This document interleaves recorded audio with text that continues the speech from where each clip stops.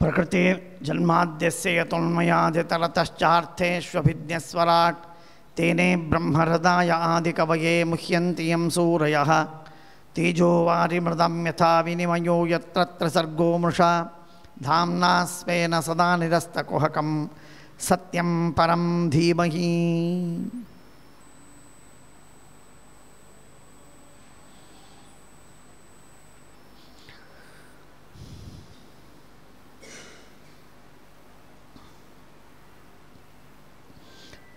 ನಿನ್ನೆ 3ನೇ ಸ್ಕಂಧ 27ನೆಯ ಅಧ್ಯಾಯದ 19ನೆಯ ಶ್ಲೋಕದಲ್ಲಿ 18ನೇ ಶ್ಲೋಕದ ವ್ಯಾಖ್ಯಾನ ನಿನ್ನೆ ಮಾಡಿ ಆಗಿದೆ.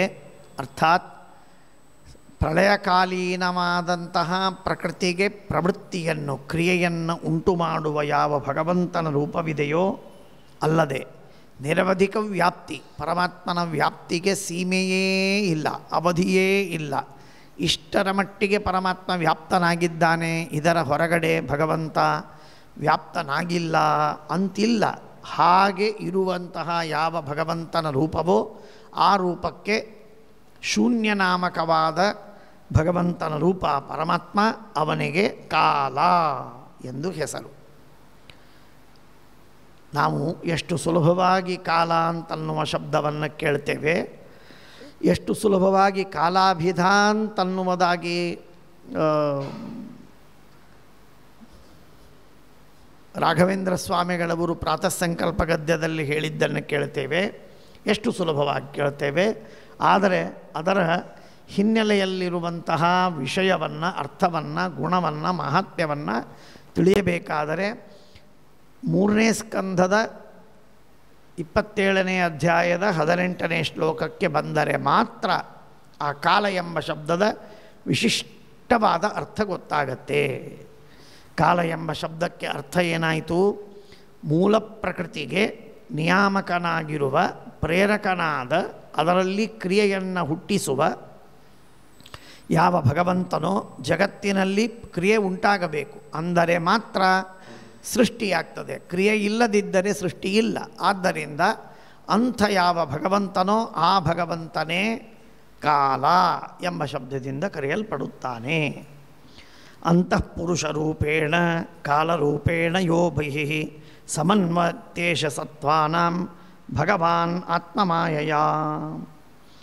ಏಷಃ ಭಗವಾನ್, ಈ ಭಗವಂತನು ಅಂತಹ ಪುರುಷರೂಪೇಣ, ಒಳಗಡೆ ಪುರುಷನಾಮಕನಾಗಿ ಪರಮಾತ್ಮ ಇದ್ದಾನೆ. ಎಲ್ಲ ಜೀವರಲ್ಲೂ ಕೂಡ ಪುರುಷ ಎಂಬ ಹೆಸರಿನಿಂದ ಭಗವಂತ ನಮ್ಮಲ್ಲಿ ತುಂಬಿಕೊಂಡಿದ್ದಾನೆ. ಎಲ್ಲ ಜೀವರಲ್ಲೂ ಪರಮಾತ್ಮ ಇದ್ದಾನೆ. ಬಹಿಃ ಕಾಲರೂಪೇಣ, ಹೊರಗಡೆ ಅನಂತ ದೇಶದಲ್ಲಿ ವ್ಯಾಪ್ತವಾದಂತಹ ಕಾಲನಾಮಕವಾದ ಭಗವಂತನ ರೂಪ ಬಂದಿದೆ. ಈ ಪುರುಷ ಎಂಬ ರೂಪ ನಮ್ಮ ದೇಹ ಇದ್ದಷ್ಟೇ ಚಿಕ್ಕದಾದ ರೂಪ, ನಮ್ಮ ದೇಹದ ಒಳಗೆ ಇರುವ ರೂಪ. ಆದರೆ ಕಾಲನಾಮಕನಾದ ಭಗವಂತನ ರೂಪ ಅನಂತ ದೇಶವ್ಯಾಪಿಯಾದ ಭಗವಂತನ ರೂಪ. ಹೀಗೆ ಅಂತಃಪುರುಷರೂಪೇಣ ಕಾಲರೂಪೇಣ ಯೋ ಬಹಿಃ ಸಮನ್ವೇತಿ. ಸಮನ್ವೇತಿ, ಅನ್ವೇತಿ ಅಂದರೆ ಎಲ್ಲ ಕಡೆಗೆ ಹರಡುತ್ತಾನೆ, ವ್ಯಾಪಿಸಿ ಇದ್ದಾನೆ. ಯಾವ ಕಣದಲ್ಲೂ ಯಾವ ಕ್ಷಣದಲ್ಲೂ ಭಗವಂತ ಇಲ್ಲ ಅಂತಿಲ್ಲ. ಇದು ಭಗವಂತನ ವಿಶಿಷ್ಟವಾದ ವೈಶಿಷ್ಟ್ಯ. ಎಲ್ಲ ವಸ್ತುಗಳಲ್ಲಿ ಎಷ್ಟೇ ಹೊಲಸಿರಲಿ, ಎಷ್ಟೇ ಕ್ಷುದ್ರವಿರಲಿ, ಎಷ್ಟೇ ಉತ್ತಮವಾಗಿರಲಿ, ಎಷ್ಟೇ ಭಯಾನಕವಾಗಿರಲಿ, ಎಲ್ಲ ವಸ್ತುಗಳಲ್ಲೂ ಭಗವಂತ ಅಂತರ್ಯಾಮಿ. ಪರಮಾತ್ಮನಿಗೆ ಏನಾಗಬೇಕಾಗಿದೆ? ಯಾರಿಂದ ಏನಾಗಬೇಕು? ಎಂಥ ಬೆಂಕಿ ಇದ್ದರೇನು, ಎಂಥ ಚಳಿ ಇದ್ದರೇನು, ಎಷ್ಟು ಕ್ರೂರವಾದ ಪ್ರಾಣಿ ಇದ್ದರೇನು, ಪರಮಾತ್ಮ ಅಂತರ್ಯಾಮಿಯಾಗಿ ಎಲ್ಲ ವಸ್ತುಗಳಲ್ಲಿ ಇದ್ದಾನೆ. ಅಂತಃಪುರುಷರೂಪೇಣ ಕಾಲರೂಪೇಣ ಯೋ ಬಹಿಃ ಸಮನ್ವೇತ್ತೇಷ ಸತ್ವಾನಾಂ ಭಗವಾನ್ ಆತ್ಮಮಾಯಯ. ತನ್ನ ಇಚ್ಛೆಯಿಂದ ಆ ಭಗವಂತ ಎಲ್ಲ ಕಡೆಗೆ ಇರುವುದು ತನ್ನ ಇಚ್ಛೆ. ತನ್ನ ಇಚ್ಛೆಯಿಂದ ಭಗವಂತ ವಾಸವಾಗಿದ್ದಾನೆ. ಅಲ್ಲಲ್ಲಿ ಪ್ರೇರಣೆ ಮಾಡುವುದಕ್ಕಾಗಿ ಪರಮಾತ್ಮ ಎಲ್ಲ ವಸ್ತುಗಳಲ್ಲೂ ಭಗವಂತ ತಾನೇ ಇದ್ದಾನೆ. ಕಬ್ಬಿಣದಲ್ಲೂ ಇದ್ದಾನೆ, ಗಟ್ಟಿತನವನ್ನು ಕೊಡುವುದಕ್ಕೆ. ಬೆಂಕಿಯಲ್ಲಿದ್ದಾನೆ, ಬಿಸಿಯನ್ನು ಕೊಡುವುದಕ್ಕೆ. ನೀರಿನಲ್ಲಿದ್ದಾನೆ, ಅಲ್ಲಿ ದ್ರವತ್ವವನ್ನು ಹಾಗೂ ತಣ್ಣಗಿನ ಸ್ವಭಾವವನ್ನು ಕೊಡುವುದಕ್ಕೆ. ಸೂರ್ಯನಲ್ಲಿ ಬೆಳಕು ಕೊಡುವುದಕ್ಕಾಗಿ, ಚಂದ್ರನಲ್ಲಿ ತಂಪು ಕೊಡುವುದಕ್ಕಾಗಿ, ಅನ್ನದಲ್ಲಿ ಪುಷ್ಟಿ ಕೊಡುವುದಕ್ಕಾಗಿ. ಹೀಗೆ ಎಲ್ಲ ವಸ್ತುಗಳಲ್ಲೂ ಚೇತನರಲ್ಲೂ ಅಚೇತನರಲ್ಲೂ ಆಯಾ ವಸ್ತುಗಳಿಂದ ಆಗಬೇಕಾದ ಕಾರ್ಯಗಳು ಏನೇನೋ ಆ ಎಲ್ಲ ಕಾರ್ಯಗಳನ್ನು ಮಾಡುವುದಕ್ಕಾಗಿ ಭಗವಂತ ಇದ್ದಾನೆ. ಆದ್ದರಿಂದ ಅಂತಃಪುರುಷ ರೂಪೇಣ ಕಾಲರೂಪೇಣ ಯೋ ಬಹಿಃ ಸಮನ್ವೇತಿ ಏಷಃ ಸತ್ವಾನಾಂ ಜೀವರಾಶಿಗಳು, ಸತ್ವ ಅಂದರೆ ಜೀವರು, ಜೀವರಾಶಿಗಳಲ್ಲೂ ಕೂಡ ಭಗವಂತ ಇದ್ದಾನೆ. ಇಂಥ ಭಗವಂತನ ವಿಶಿಷ್ಟವಾದ ರೂಪ ದೈವಾತ್ ಕ್ಷುಭಿತ ಧರ್ಮಿಣ್ಯಾಂ ಸ್ವಸ್ಯಾಂ ಯೋನೌ ಪರಃಪುಮಾನ್ ಆಧತ್ತ ವೀರ್ಯಂ ಸಾಸೂತ ಮಹತ್ತತ್ವಂ ಹಿರಣ್ಮಯಂ.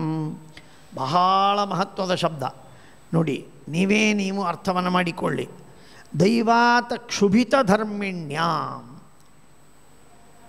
ಕ್ಷೋಭವನ್ನು ಪಡೆದಂತಹ ಪ್ರಕೃತಿ, ಪ್ರಕೃತಿಯಲ್ಲಿ ಕ್ಷೋಭ ಉಂಟಾಗುತ್ತದೆ. ಈ ಮಾತನ್ನು ಇಲ್ಲಿ ಹೇಳ್ತಾ ಇರುವಾಗ ಸೈನ್ಸಿನ ಒಂದು ಮಾತನ್ನು ನಾವು ಹೋಲಿಕೆ ಇದೆ ಅಂತನ್ನುವುದಕ್ಕೆ ನಾವು ತಿಳಿಯುವುದು ಸಾಧ್ಯವಿದೆ. ಅಂದರೆ ಇವತ್ತು ವಿಜ್ಞಾನ ಯುಕ್ತಿಯಿಂದ ಗಣಿತದಿಂದ ಅನುಮಾನದಿಂದ ತಿಳಿದುಕೊಳ್ಳುವ ಸಂದರ್ಭದೊಳಗೆ ಬಿಗ್ ಬ್ಯಾಂಗ್ ಆಯಿತು, ಪ್ರಾರಂಭದಲ್ಲಿ ಬಿಗ್ ಬ್ಯಾಂಗ್ ಆಯಿತು ಅನ್ನುವಂತಹ ಮಾತೇನಿದೆ, ಅವರು ಯಾವುದನ್ನು ಬಿಗ್ ಬ್ಯಾಂಗ್ ಅಂತ ಕರೀತಾರೆ, ಸ್ಫೋಟವಾಯಿತು ಅಂತಂತಾರೆ, ಅದೇ ನಮ್ಮ ಭಾಗವತಾದಿ ಶಸ್ತ್ರಾಸ್ತ್ರಗಳಲ್ಲಿ ಕ್ಷೋಭ ಎಂಬ ಶಬ್ದದಿಂದ ಕರೆದಿದ್ದ. ಎಷ್ಟು ಸಾಮ್ಯವಿದೆ ನೋಡಿಕೊ. ದೈವಾತ್ ಕ್ಷುಭಿತ ಧರ್ಮಿಣ್ಯಾಂ, ಕ್ಷೋಭ ಉಂಟಾಗಿದೆ ಪ್ರಕೃತಿಯಲ್ಲಿ ಎಂದಾಗಿ ಭಾಗವತ ಹೇಳುತ್ತೆ. ಅದೇ ಮಾತನ್ನು ಸೈನ್ಸಿನಲ್ಲಿ ಕೋಟಿ ಕೋಟಿ ಕೋಟಿ ಕೋಟಿ ನೂರಾರು ಸಾವಿರಾರು ಕೋಟಿ ವರ್ಷಗಳ ಹಿಂದೆ, ಲಕ್ಷಾವಧಿ ಕೋಟಿ ವರ್ಷಗಳ ಹಿಂದೆ ಕ್ಷೋಭವಾಯಿತು. ಆ ಕ್ಷೋಭವಾಗಿ ಆಮೇಲೆ ಕ್ರಿಯೆ ಶುರುವಾಗಿ ಕಾರ್ಯ ಪ್ರವೃತ್ತಿಯಾಗಿ ಒಂದೊಂದೇ ವಿಕಾರಗಳಾಗಿ ಆಗಿ ಆಗಿ ಆಗಿ ಆಗಿ ಆಮೇಲೆ ಪದಾರ್ಥಗಳು ನಿರ್ಮಾಣವಾಯಿತು ಅನ್ನುವಂತಹ ಏನೊಂದು ಮಾತನ್ನು ನಾವು ಕೇಳುತ್ತೇವೆ, ಅದು ಭಾಗವತದಲ್ಲಿ ಬಂದಿದೆ. ಪ್ರಕೃತೇ ಕ್ಷೋಭಕಂ ರೂಪಂ ಅಂತ ಹೇಳಿ ಶ್ರೀಮದಾಚಾರ್ಯರು ಹೇಳುತ್ತಾರೆ. ಇದೇ ಮಾತು ಪ್ರವಿಶ್ಯ ಪುರುಷೋತ್ತಮ ಕ್ಷೋಭಯಾಮಾಸ ಅಂತ ಹೇಳಿ ಇನ್ನೊಂದು ಪ್ರಮಾಣದಲ್ಲೂ ನಾವು ಕೇಳುತ್ತೇವೆ. ಹೀಗೆ ಪುರಾಣಗಳಲ್ಲಿ ಶಾಸ್ತ್ರಗಳಲ್ಲಿ ಕ್ಷೋಭ ಎನ್ನುವುದು ಪ್ರಕೃತಿಯಲ್ಲಿ ಉಂಟಾಯಿತು, ಕ್ಷೋಭವೆನ್ನುವುದು ಉಂಟಾಗಿ ಜಗತ್ತಿನ ನಿರ್ಮಾಣವಾಗಿದೆ ಎಂದಾಗಿ ಹೇಳುವಂಥದ್ದಿದೆ. ಆದ್ದರಿಂದ ದೈವಾತ್ ಕ್ಷುಭಿತ ಧರ್ಮಿಣ್ಯಾಂ ಸ್ವಸ್ಯಾಂ ಯೋನೌ ಪರಃಪುಮಾನ್. ಅದಕ್ಕಾಗಿ ಹೇಳಿದರು ದೈವ ಅಂದರೆ ನಾರಾಯಣ. ಪ್ರಕೃತೇ ಕ್ಷೋಭಕಂ ರೂಪಂ ದೈವಂ ನಾರಾಯಣಾತ್ಮಕಂ. ಪ್ರಕೃತಿಯಲ್ಲಿ ಕ್ಷೋಭವನ್ನು ಉಂಟು ಮಾಡುವ ಯಾವ ಭಗವಂತನ ರೂಪವೋ ಆ ರೂಪ, ಅದರ ಹೆಸರು ದೇವತೆ, ಅವನು ನಾರಾಯಣ. ನಾರಾಯಣ ರೂಪದಿಂದ ಭಗವಂತ ಕ್ಷೋಭವನ್ನು ಮಾಡಿದ್ದಾನೆ. ರಾಮ, ಕೃಷ್ಣ, ಹಯಗ್ರೀವ, ವೇದವ್ಯಾಸ ಅಲ್ಲ, ಅನಿರುದ್ಧ ಪ್ರದ್ಯುಮ್ನ ಸಂಕರ್ಷಣಾದಿ ರೂಪಗಳೂ ಅಲ್ಲ. ನಾರಾಯಣ ರೂಪದಿಂದ ಭಗವಂತ ಕ್ಷೋಭವನ್ನು ಉಂಟು ಮಾಡಿದ್ದಾನೆ. ಆಮೇಲೆ ಪ್ರಕೃತವು ಮಹತಃ ಸ್ರಷ್ಟ ಪರಮ ಪುರುಷೋ ಮತಃ. ಆಮೇಲೆ ಕ್ಷೋಭವನ್ನು ಉಂಟು ಮಾಡಿದ್ದು ನಾರಾಯಣ ರೂಪದಿಂದ. ಕ್ಷೋಭವಾದ ಮೇಲೆ ಪ್ರಕೃತಿಯಿಂದ ಮಹತ್ತತ್ವ ಯಾವಾಗ ಸೃಷ್ಟಿಯಾಗಬೇಕೋ ಆ ಮಹತ್ತತ್ವವನ್ನು ಸೃಷ್ಟಿ ಮಾಡಿದ ಪರಮಾತ್ಮನ ರೂಪದ ಹೆಸರು ಪರಮಪುರುಷ. ಪರಮಪುರುಷ. ಆದ್ದರಿಂದ ಆ ಪುರುಷರೂಪಿಯಾದಂತಹ ಭಗವಂತ ಅವನು ಮತ್ತೆ ಮಹತ್ತತ್ವದ ಸೃಷ್ಟಿಯನ್ನು ಮಾಡಿದ. ತದೇವ ವಾಸುದೇವಾಖ್ಯಂ ಮಹತ್ತತ್ವ ನಿಯಾಮಕಂ. ಅದೇ ವಾಸುದೇವ, ಅದು ಮಹತ್ತತ್ವಕ್ಕೆ ನಿಯಾಮಕ. ಸಂಕರ್ಷಣಾಖ್ಯಸ್ತು ಹರಿ ಸೂಕ್ಷ್ಮ ಅಹಂಕಾರ ಯಾಮಕ. ಸೂಕ್ಷ್ಮವಾದ ಅಹಂಕಾರ ತತ್ವಕ್ಕೆ ನಿಯಾಮಕನಾದವನು ಸಂಕರ್ಷಣ ರೂಪಿಯಾದ ಪರಮಾತ್ಮ. ಸ್ಥೂಲಾಹಂಕಾರ ನಿಯಮಿ ವಿಷ್ಣು ಪ್ರದ್ಯುಮ್ನ ನಾಮಕ.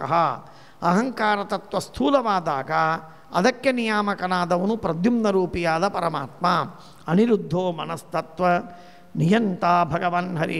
ಮನಸ್ತತ್ವಕ್ಕೆ ನಿಯಾಮಕನಾದವ ಅನಿರುದ್ಧ.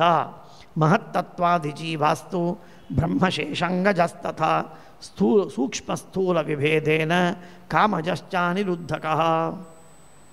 ಹೀಗೆ ಆ ತತ್ವಗಳ ಸೃಷ್ಟಿಯನ್ನು ಹೇಳುವ ಸಂದರ್ಭದೊಳಗೆ ದೈವ ನಾರಾಯಣ ರೂಪಿಯಾದ ಪರಮಾತ್ಮನಿಂದ ಕ್ಷುಭಿತಧರ್ಮಿಣ್ಯಾಂ ಕ್ಷೋಭವನ್ನು ಪಡೆದಂತಹ ಸ್ವಸ್ಯಾಂ ಯೋನೌ ತನ್ನ ಮಡದಿಯಾದ ಆ ಲಕ್ಷ್ಮೀದೇವಿ, ಪ್ರಕೃತಿಗೆ ಅಭಿಮಾನಿನಿಯಾದ ಲಕ್ಷ್ಮೀದೇವಿಯಲ್ಲಿ ಪರಮಪುರುಷನಾದ ಪರಮಾತ್ಮನು ಆಧತ್ತ ವೀರ್ಯಂ, ಪರಮಾತ್ಮ ವೀರ್ಯಾಧಾನವನ್ನು ಮಾಡಿದಾಗ ಮಹತ್ತತ್ವ ಹಿರಣ್ಮಯವಾದ ಬಂಗಾರದಂತೆ ಇರುವಂತಹ ಮಹತ್ತತ್ವ ಎನ್ನುವಂತಹ ಒಂದು ತತ್ವ ಅತೀ ಪ್ರಾಚೀನವಾದ ಮೊಟ್ಟ ಮೊದಲಿನ ಚೊಚ್ಚಲು ಮಗ ಅಂತಂತಾರಲ್ಲ, ಹಾಗೆ ಚೊಚ್ಚಲು ಮಗನಾದ ಬ್ರಹ್ಮದೇವರಿಂದ ಅಭಿಮನ್ಯಮಾನವಾಗಿರುವಂತಹ ಮಹತ್ತತ್ವ ಎನ್ನುವ ವಸ್ತು ಮೊಟ್ಟ ಮೊದಲು ಹುಟ್ಟಿತು ಎಂದಾಗಿ ಹೇಳ್ತಾ ಇದ್ದಾರೆ. ಹಾಗಾಗಿ ದೈವಾಕ್ಷುಮಿತ ಧರ್ಮಿಣ್ಯಾಂ ಸ್ವಸ್ಯಾಂ ಯೋನೌ ಪರಃ ಪುಮಾನ್ ಆಧತ್ತ ವೀರ್ಯಂ ಸೋಸೂತ ಮಹತ್ತತ್ವಂ ಹಿರಣ್ಮಯಂ ವಿಶ್ವಂ ಆತ್ಮಗತಂ ವ್ಯಂಜನ್ ಕೂಟಸ್ಥೋ ಜಗದಂಕುರಃ ಸ್ವತೇಜಸ ಅಪಿಬತ್ ತೀವ್ರಂ ಆತ್ಮಪ್ರಸ್ವಾಪನಂ ತಮಃ.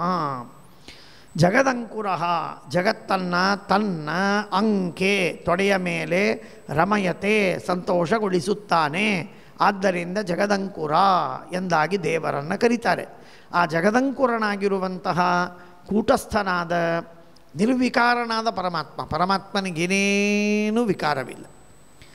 ಎಷ್ಟು ಸೃಷ್ಟಿ ಮಾಡಿ, ಏನು ಸಂಹಾರ ಮಾಡಿ, ಎಷ್ಟು ಜನರು ಯುದ್ಧವಾಡಲಿ, ಏನೇನು ಅನರ್ಥಗಳಾಗಲಿ, ಎಂಥೆಂಥ ರಾಜ್ಯಗಳ ನಿರ್ಮಾಣವಾಗಲಿ, ಎಷ್ಟೇ ಚೆನ್ನಾಗಿ ಸುವ್ಯವಸ್ಥಿತವಾಗಿ ಜಗತ್ತು ನಡೆಯಲಿ ನಡೆಯದಿರಲಿ, ಭಗವಂತನಿಗೆ ಯಾವ ವಿಕಾರಗಳಿಲ್ಲ, ಕೂಟಸ್ಥನಾಗಿರ್ತಾನೆ. ಅಂಥ ಭಗವಂತ ಆತ್ಮಗತಂ ವಿಶ್ವಂ, ತನ್ನಲ್ಲಿರುವಂತಹ ಮಹದಾದಿ ತತ್ವಗಳನ್ನು ವ್ಯಂಜನ್ ಅದನ್ನು ಪ್ರಕಟಗೊಳಿಸುವಂತಹ ಭಗವಂತ, ಪ್ರಕಟಗೊಳಿಸುವುದಕ್ಕಾಗಿ ಆತ್ಮಪ್ರಸ್ವಾಪನಂ ತಮಃ, ತಮ್ಮನ್ನು ಆಚ್ಛಾದಿಸಿದಂತಹ ಯಾವ ತಮಸ್ಸೋ ಆ ತಮಸ್ಸನ್ನು ಭಗವಂತ ಪಾನ ಮಾಡಿದ ಎಂದಾಗಿ ಹೇಳ್ತಾರೆ. ಶ್ರೀಕೃಷ್ಣಾರ್ಪಣಮಸ್ತು. ನಾಹಂ ಕರ್ತಾ ಹರಿಃಕರ್ತ ತತ್ಪೂಜಾ ಕರ್ಮ ಚಾಖಿಲಂ ತಥಾಪಿ ಮತ್ಕೃತಾ ಪೂಜಾ ತತ್ಪ್ರಸಾದೇನ ನಾನ್ಯಥಾ ತದ್ಭಕ್ತಿಸ್ತತ್ಫಲಂ ಮಹ್ಯಂ ತತ್ಪ್ರಸಾದ ಪುನಃ ಪುನಃ ಕರ್ಮನ್ಯಾಸೋ ಹರಾವೇವಂ ವಿಷ್ಣೋಸ್ತೃಪ್ತಿಕರಃ ಸದಾ. ಯಸ್ಸರ್ವಗುಣ ಸಂಪೂರ್ಣಃ ಸರ್ವದೋಷ ವಿವರ್ಜಿತಃ ಪ್ರೀಯತಾಂ ಪ್ರೀತ ಏವಾಲಂ ವಿಷ್ಣುರ್ಮೇ ಪರಮಸ್ಸಹೃತ್. ಶುಭಾನ್ ಧ್ಯಾಯಂತಿ ಯೇ ಕಾಮಾನ್ ಗುರುದೇವ ಪ್ರಸಾದಜಾನ್ ಇತರಾನ್ ಆತ್ಮಪಾಪೋತ್ಥಾನ್ ತೇಷಾಂ ವಿದ್ಯಾ ಫಲಿಷ್ಯತಿ. ನಾನು ಬೆಳಿಗ್ಗೆ ಸುಧಾಪಾಠದಲ್ಲಿ ಒಂದು ವಿಷಯವನ್ನು ಹೇಳಿದ್ದೆ, ಅದನ್ನು ಪುನಃ ಈಗ ಹೇಳ್ತೆ. ಇವತ್ತು ನಾಳೆ ನಾಡದ್ದು 3 ದಿವಸ ರಘುತ್ತಮ ತೀರ್ಥ ಶ್ರೀಪಾದಂಗಳವರ ಪವಿತ್ರವಾದ ಆರಾಧನಾ ಮಹೋತ್ಸವ. ಈ ಸಂದರ್ಭದಲ್ಲಿ ತಮ್ಮೆಲ್ಲರಿಗೆ ಒಂದು ವಿಜ್ಞಾಪನೆ ಮಾಡುವುದು ಅಂತಂದರೆ, ಯಾರಿಗೆ ಸಾಧ್ಯವೋ ಸ್ವಲ್ಪ ಕಷ್ಟಪಟ್ಟು ಯಾರಿಗೆ ಸಾಧ್ಯವಾಗತ್ತೆ ಅವರು ಗುರುಗಳಿಗೆ ದೇವರಿಗೆ 108 ಪ್ರದಕ್ಷಿಣೆಗಳನ್ನು ಹಾಕಿ 108 ಪ್ರದಕ್ಷಿಣೆಗಳನ್ನು ಹಾಕಿ ಪ್ರಾರ್ಥನೆಯನ್ನು ಮಾಡಿ. ಜೊತೆಗೆ ಕನಿಷ್ಠ ಪಕ್ಷಕ್ಕೆ ರಘುತ್ತಮರ ಸ್ತೋತ್ರವನ್ನು 5 ಬಾರಿ, ಮಿನಿಮಮ್ 5 ಬಾರಿ ದಿನಕ್ಕೆ 5 ಬಾರಿ ಪಠನವನ್ನು ಮಾಡಿ. ಸತ್ಯಾತ್ಮತೀರ್ಥ ಶ್ರೀಪಾದಂಗಳವರು ಮೊನ್ನೆ ದಿವಸ 1 ದಿವಸ 2 ದಿವಸದ ಹಿಂದೆ ಒಂದು ಸಂದೇಶವನ್ನು ಕೊಟ್ಟಿದ್ದಾರೆ. ಎಲ್ಲ ಭಕ್ತರು ಸೇರಿ 1 ಕೋಟಿ ಬಾರಿ ರಘುತ್ತಮರ ಸ್ತೋತ್ರವನ್ನು ಪಠನ ಮಾಡಿ ಅವರಿಗೆ ಸಮರ್ಪಣೆ ಮಾಡಬೇಕು ಎಂದಾಗಿ. ಆದ್ದರಿಂದ ನಾವು ಮುಂಬಯಿಯ ಎಲ್ಲ ಭಕ್ತರು ಹಾಗೂ ಎಲ್ಲ ಕಡೆಗಿರುವ ಎಲ್ಲ ಭಕ್ತರು ವಿಶೇಷವಾಗಿ ಈ ಸೇವೆಯನ್ನು ಮಾಡುವ ಒಂದು ಸಂಕಲ್ಪವನ್ನು ಮಾಡೋಣ. ಇವತ್ತು ನಾಳೆ ನಾಡದ್ದು ರಘುತ್ತಮರ ಆರಾಧನೆಯ ನಿಮಿತ್ತದಿಂದ ಉತ್ತಮವಾದ ಆ ಸ್ತೋತ್ರ ಬಹಳ ಸುಂದರವಾಗಿದೆ. ಒಮ್ಮೆ ನಾನು ಅದನ್ನು ಅರ್ಥ ಹೇಳ್ತೇನೆ, ಅಂದರೆ ನಿಮಗೆ ಗೊತ್ತಾಗತ್ತೆ ಎಂಥ ಅದ್ಭುತವಾದ ಸ್ತೋತ್ರವದು. ಅಂಥ ಸ್ತೋತ್ರವನ್ನು ಪಾರಾಯಣ ಮಾಡುವುದಕ್ಕೆ ಭಾರೀ ಉತ್ಸಾಹ ಬರ್ತದೆ, ಸಂತೋಷವಾಗ್ತದೆ, ತೃಪ್ತಿ ಇರ್ತದೆ. ಆದ್ದರಿಂದ ಅಂಥದ್ದನ್ನು ಸ್ತೋತ್ರವನ್ನು ಪಠನ ಮಾಡಿ ರಘುತ್ತಮರ ವಿಶೇಷ ಕೃಪೆಗೆ ಪಾತ್ರರಾಗಿ ಜ್ಞಾನ ಸಾಧನೆ, ಭಗವಂತನಲ್ಲಿ ಭಕ್ತಿ, ಉತ್ತಮವಾದ ಜ್ಞಾನ, ಶ್ರೇಷ್ಠ ವೈರಾಗ್ಯ, ಧರ್ಮಾನುಷ್ಠಾನ ಹಾಗೂ ಸದ್ಗುಣಗಳು ನಮ್ಮ ಜೀವನದಲ್ಲಿ ಬರಬೇಕು. ಅಲ್ಲದೆ ಅದಕ್ಕೆ ಅನುಗುಣವಾಗಿ ಆಯುಷ್ಯ, ಆರೋಗ್ಯ, ಉತ್ಸಾಹ, ಐಶ್ವರ್ಯ ಇತ್ಯಾದಿಗಳೆಲ್ಲವೂ ಬಂದು ನಮ್ಮ ವಂಶ, ನಮ್ಮ ಸಮಾಜ, ನಮ್ಮ ರಾಷ್ಟ್ರ, ಜಗತ್ತು ಮಂಗಲಮಯವಾಗಬೇಕು ಅಂತನ್ನುವಂತೆ ಪ್ರಾರ್ಥನೆಯನ್ನು ಮಾಡೋಣ. ಶ್ರೀಕೃಷ್ಣ ಅರ್ಪಣಮಸ್ತು. ನಾಡದ್ದು ದ್ವಾದಶಿ, ನಾಳೆ ಏಕಾದಶಿ, ವೈಕುಂಠ ಏಕಾದಶಿ. ಎಲ್ಲರೂ ಅವಶ್ಯವಾಗಿ ತಪ್ಪದೆ ಬಂದು ದೇವರ ದರ್ಶನವನ್ನು ಮಾಡಿಕೊಳ್ಳಿ. ಜೊತೆಗೆ 108 ಪ್ರದಕ್ಷಿಣೆಯನ್ನು ಹಾಕಿ, ಜೊತೆಗೆ ನಾಡದ್ದು ತೀರ್ಥಪ್ರಸಾದ ಇರ್ತದೆ. ಬೆಳಿಗ್ಗೆ 7:42 ಅಲ್ಪದ್ವಾದಶಿ, ಅರ್ಥಾತ್ ಅಷ್ಟರೊಳಗೆ ಭೋಜನ ಮುಗಿಬೇಕು.